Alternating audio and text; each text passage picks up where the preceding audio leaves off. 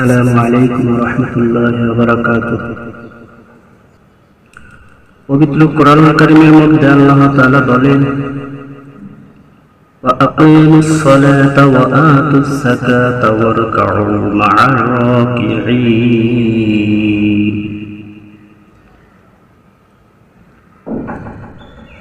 নামাজ কায়েম করো, যাকাত আদায় করো।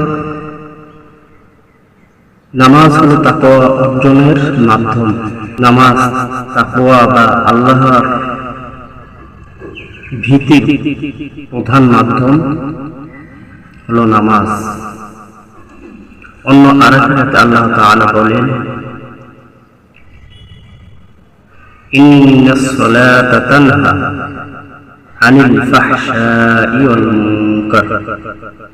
নিশ্চয়ই নামাজ অশ্লীল এবং মন্দ কাজ থেকে বিরত রাখে। পরকালের মুক্তির জন্য কোরআনে বারবার বলা হয়েছে, যারা নামাজ কায়েম করে তাদের জন্য রয়েছে চিরস্থায়ী জান্নাতের সুসংবাদ। সূরা আল মুমিনের মধ্যে আল্লাহ তাআলা সূরা আল মুমিনের 1 এবং 2 এই আয়াতে আল্লাহ তাআলা বলেন, قد أفلح المؤمنون الذين هم في صلاتهم خاشعون। নিশ্চয়ই মুমিনরা সফলকাম হয়েছে যারা নামাজে বিনম্র থাকে। যারা তাদের নামাজে বিনম্র থাকে তারা সফলকাম। দুর্ভোগ তাদের জন্য মৃত্যুর পরে কিয়ামতের দিন সর্বপ্রথম তার নামাজ সম্পর্কে প্রশ্ন করা হবে।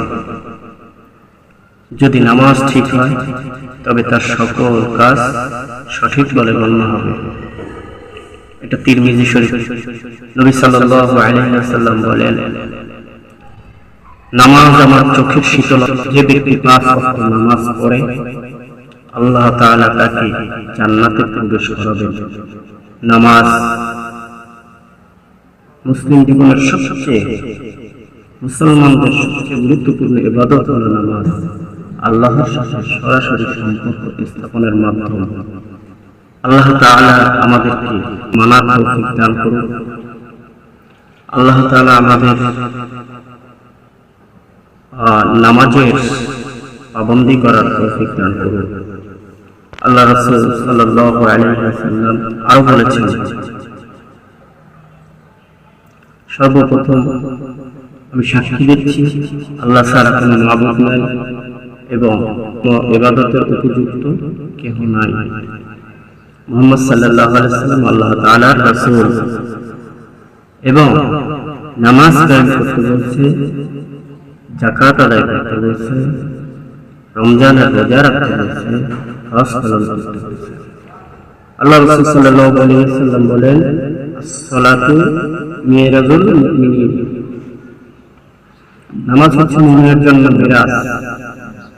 কারণ মুমিন বান্দা নামাজের মাধ্যমে আল্লাহ তাআলার কাছাকাছি পৌঁছে যান।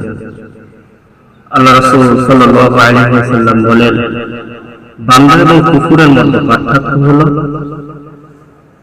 নামাজ ত্যাগ করা। সহিহ মুসলিম শরীফের 82 নম্বর হাদিস। তিরমিজি শরীফের 413 নম্বর হাদিস। আল্লাহ রাসূল সাল্লাল্লাহু আলাইহি ওয়াসাল্লাম বলেন, কিয়ামতের দিন সর্বপ্রথম নামাজের হিসাব হবে। নামাজ ছাড়া আমাদের জান্নাতে যাওয়া কঠিন। প্রত্যেক নর এবং নারীর উপরে আল্লাহ যে নামাজ ফরজ করেছে, সে নামাজের প্রতি আমাদের গুরুত্ব দিতে হবে। গুরুত্ব সহকারে নামাজ আদায় করতে হবে। জিদে গিয়ে জামাতের সাথে নামাজ পড়া। আল্লাহ তাআলা কোরআনের মধ্যে বলেছেন যে তোমরা রুকুকারীদের সঙ্গে রুকু করো, তার মানে জামাতের সঙ্গে নামাজ পড়ো। এই আয়াতে ইঙ্গিত এটাই আসে। নামাজ অশ্লীলতা মন্দ কাজ থেকে ফিরাবে। আমাদের সমাজে আজ যত অন্যায়, অবিচার, অত্যাচার, জুলুম হচ্ছে, এর পিছনে কারণ হচ্ছে আমরা ইসলাম থেকে দূরে সরে গিয়েছি, আমরা নামাজ থেকে দূরে সরে গিয়েছি, আমাদের মধ্যে নামাজের গুরুত্ব নেই, আমাদের মধ্যে আল্লাহর ভয় নেই, ভীতি নেই। এজন্য আজকে আমাদের সমাজে যে অবিচার, অন্যায়, জুলুম, অত্যাচার হচ্ছে, এগুলি বেড়ে গেছে, কারণ আমরা নামাজকে ছেড়ে দিয়েছি। আল্লাহ তাআলা আমাদেরকে পাঁচ ওয়াক্ত নামাজ সময় মতো গুরুত্ব সহকারে পড়ার তৌফিক দান করুন। আখির দাওয়ানা আলহামদুলিল্লাহি রাব্বিল আলামিন। আসসালামু আলাইকুম ওয়া রাহমাতুল্লাহি ওয়া বারাকাতুহু।